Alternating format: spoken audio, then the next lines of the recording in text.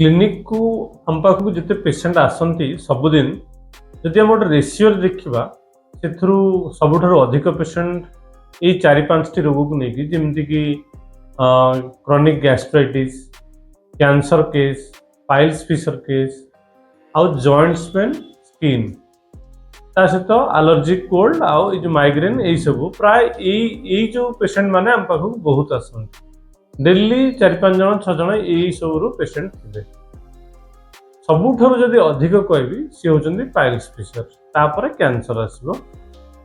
एबे जने piles patient को मुझे देखली मो पाखरु सी पाखापाखि 5-6 मास मेडिसिन खाइथिले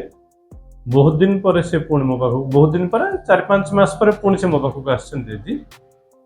जेतेबेले से तांको कहवा कथा होची जेतेबेले से मेडिसिन खाइथिले बा खाउथिले बा खाइबार परवर्ती अवस्था रे मध्य से संपूर्ण ठीक थिले तांकर ब्लीडिंग नथिला तांकर जो टिके पेन होतला से भी नथिला पेट पूरा साफ क्लियर होतला निज ठीक होतला किछि असुविधा नथिला किंतु हठात तांकर ए 3-4 दिन पुणी बाहर पड़छि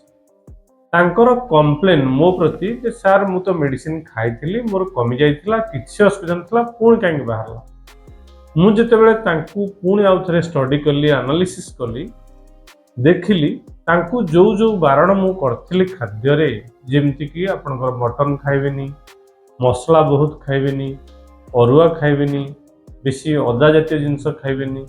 तांकू मु सबले बारण करथिली जे आपण सबले पई एई जो खाद्य को टिके सबले बारण करके रखिए बेसी खाइबेनी कारण जेतेबेले गोटे पार्ट्स आपनकर वीक हे जाउची हम ताकू मेडिसिन देके ठीक कला पर भी सुधा सेटा कोन एग्जैक्ट न्यू ब्रांड न्यू हे जाय परिबो जहाँ बेले किसी दुर्बलता से रहिबो तेणु आमको आमर लाइफस्टाइल हो बा खाद्य हो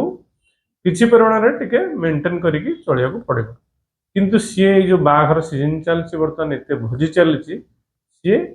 बर्तमान आउ किसी मानना बाहर मटन आ कौन कह से विषय तेणु मटन बहुत खाई अरुआ खाई सहित कोल्ड ड्रिंक्स आइसक्रीम पानी ठीक रे पिया है तो बारंबार 5-7 थर एमती हठात पुणी से प्रोब्लेम बाहर पड़ी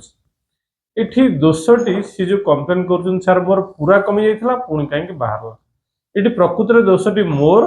ना तांकर जितेबले मुझे बुझेला पर भी सी निजर जो डिजायर टाक कंट्रोल कर पारना निज लोभ को कंट्रोल न कर पारिकी से पुणी बहुत परिमाण बाहर भोजी रे मटन हो अरुआ हो आइसक्रीम कोल्ड ड्रिंक्स खाई मसला धूम खाई थे नुह बारंबार खाई जो बाहर माने भूलटी तेणु खाली पाइल्स केस नुह जिते सारा रोग अच्छी आम पाखे आम जदि प्रकृत में जड़े भल होमिओपैथी डाक्तर मेडिसिन खाई भल होती भी सुधा सब आमको टे कनसीयस आउ केयरफुल होगा पड़ो आमर खाया पीबार आम चिंतार ये सब जिनस ना पुणी रिअपेयरेंस हम ये दायी डाक्तर रही डाक्तर आप निजे रहे।